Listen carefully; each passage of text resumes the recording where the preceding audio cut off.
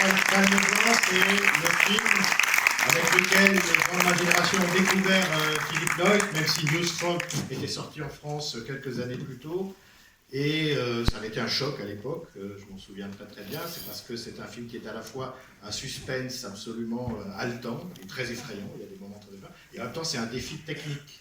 Et vous allez le voir en copie 35 mm, donc il vient des fonds de la Cinémathèque française, copie qui a été déposée par la Warner, qui avait été le distributeur mondial du film. Qui le voit pour la première fois? So they're watching your movie for the first time. Bonjour.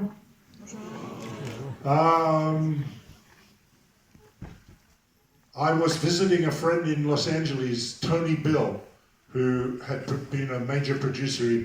Butch Cassidy and the Sundance Kids was one of the films he produced. And it was back in 1980, when was it, 1986. And as I was leaving his house, he threw a manuscript at me and said, "Here, read this. You've got a lot of water down in Australia." Alors, je rendais visite à un ami à Los Angeles, Tony Bill, qui est un gros producteur, qui a produit notamment Butch Cassidy et le Kid, en 1986. Et alors que je quittais sa maison, il m'a jeté un scénario et m'a dit, tiens, lis ça, parce que vous avez beaucoup d'eau en Australie. And the manuscript, which I took a long time to read, was a copy of Charles Williams's novel. I forget the name of the novel, but it had already been adapted into a film that was only partially complete. And that was the film by Orson Welles, who was shooting this film in the coast of then Yugoslavia. But he abandoned it when his lead actor died of cancer. Alors, il s'agissait d'un manuscrit et qui était déjà une adaptation pour le grand écran du roman de Charles Williams et qui avait déjà été partiellement adapté donc, par Orson Welles. Qui avait été tourné en partie déjà donc, sur les côtes yougoslaves à l'époque, mais le projet avait dû être abandonné à cause de la mort de l'acteur principal d'un cancer. And I read it, and then I went back to my studio in Australia, which was Kennedy Miller Studio, run by George Miller of Mad Max fame, and I told him the story, and immediately he said, "Okay, let's do it. Let's make a movie of it." But I said to him, but Tony Bill could not make this movie for the last 20 years because the actress who was in the original film is the de facto wife of Orson Welles, Oya Kojar, and she won't sell it to me because she thinks that I'm part of the Hollywood establishment that persecuted Orson. So, George Miller, who was a doctor when I first met him, with a great bedside manner, he went over to Hollywood, he went to see Oya Kojar, he said, "Hey, we're Australians, we're going to make an independent film." She said, "All right, you can have it." And of course, George's next stop was Warner Brothers, who purchased the movie. Et alors donc, quand j'ai lu le manuscrit, le scénario, je suis rentrée donc, dans les studios en Australie, les Kennedy Miller Studios, donc de George Miller, et j'ai dit à George, on fait ce film. Mais le seul problème, c'est que c'est Tony Bill, depuis 20 ans, ne peut pas continuer à produire ce film. C'est parce que la femme d'Orson Welles refuse de vendre les droits. Parce qu'elle estime que c'est l'establishment d'Hollywood qui a persécuté son mari. Et donc, on a réussi à la convaincre en allant la voir et en lui disant on est australien, on va faire un film indépendant. Donc c'est comme ça qu'on l'a convaincu, mais ensuite c'est la Warner qui a acheté le film. So now we were making the movie, we had to choose the cast. The first one we cast was Sam Neill, who was 40 years old. But we still had to cast Ray Ingram, his wife. And all of the older actresses, they didn't want to play the part. And then we had one young woman who was only 18 come in and do a screen test. And I looked at the screen test and I said, "Oh my God, if I cast this woman, I'm going to be looking really good because she's headed for the stars." Nicole Kidman came in, she did 2 scenes, and it was just like, wow, let's sign her quick now. Don't let her out of the room even. But we had a problem, an 18-year-old with a 40-year-old. So I said to Nicole, you've got to transform yourself into a 30-year-old. You've got to change your body language. You've got to change your voice. You've got to be an older person because Sam's already signed.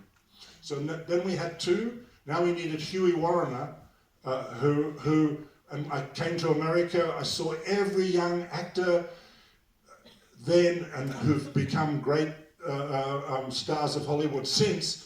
But I couldn't find the guy I wanted. And then somebody put a photograph down on the desk, and it was Billy Zane. But it was too late for him to read the script, so he came in and I told him the story, and he did an improvisation. And the improvisation he did, you'll see a lot of it in the film, because Billy Zane was Huey Warrener, and he improvised so many of his lines that are in the movie. Sorry. Alors le premier acteur qu'on a engagé pour le film, c'était donc Sam Neill, qui avait 40 ans. Au moment où on l'a casté, il fallait trouver donc le personnage de sa femme, Ray, et les actrices qu'on avait trouvées dans ces âges-là, plus âgées, ne voulaient pas faire le film, et on a trouvé une jeune femme qui avait 18 ans seulement, et elle a fait un bout d'essai. On a été complètement époustouflés par ce qu'elle faisait, et je me suis dit, voilà, il faut absolument que je la signe, parce que si je l'engage, ça va être vraiment, elle va devenir une grande star, donc il faut absolument qu'on la signe. Elle avait fait 2 scènes et elle nous avait subjugués, donc vite, même sans quitter avant qu'elle quitte la pièce, il faut vraiment qu'on la fasse signer. Mais comme elle était très jeune, il fallait lui demander de se transformer en une jeune femme de 30 ans, en changeant un peu sa gestuelle, en changeant sa voix.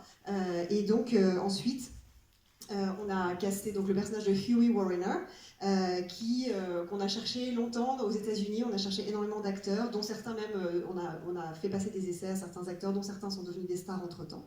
Et puis on ne trouvait pas, et c'est une photo qu'on a posée sur mon bureau, c'était donc Billy Zane. Il était un peu trop tard à ce stade pour qu'il ait le temps de lire le scénario, donc il a improvisé des scènes en bout d'essai pour nous, et en fait on retrouve beaucoup de ces improvisations dans le film, parce que le personnage en fait c'était vraiment lui, et il a improvisé énormément de répliques du film.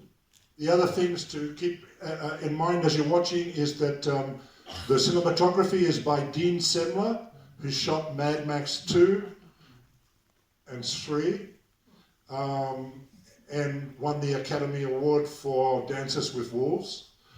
The music is by Graham Revell, and it was his first musical track that he'd ever done for film.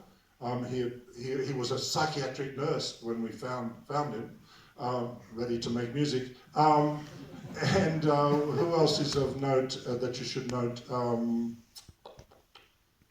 think that's it. Yeah. Alors, ce qu'il faut avoir en tête quand vous allez regarder le film, c'est que donc, la photo est dirigée par Dean Semler, qui a aussi fait la photo sur Mad Max 2 et 3, et qui a eu l'Oscar pour Danse avec les loups. Et la musique est faite par Graham Revell, c'était son premier film pour lequel il composait la musique. Il était à l'époque infirmier en psychiatrie, donc on peut dire qu'il était prêt pour ce boulot. Anyway, I think that's enough introduction. And we'll see you after the movie. Not enough for you, Aileen? You want more introduction? We can talk about the movie after the Yeah, we'll screening. talk after, yeah. Yeah. We'll answer every question and more. Je répondrai à toutes vos questions et encore plus après le film.